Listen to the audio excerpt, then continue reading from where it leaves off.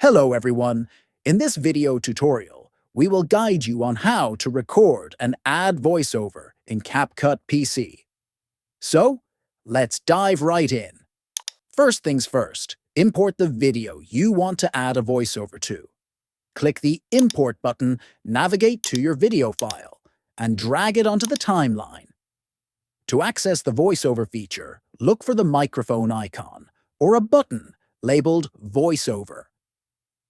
This is typically located on the toolbar above the timeline. Click on it to activate the voiceover mode. Once you've clicked the voiceover button, a recording interface will appear. Adjust your microphone settings if needed. To start recording, click the red record button. You can pause and resume the recording as needed. After recording, you can adjust the timing of your voiceover. Drag the voiceover clip on the timeline to match the desired position in your video.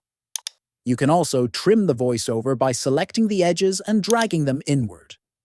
Once you're satisfied with your voiceover, preview your video to ensure everything sounds and looks perfect. When you're ready to share your creation, click the Export button and choose your desired export settings. And there you have it. If you find this video helpful, don't forget to subscribe to our channel for more tutorials. Thanks for watching.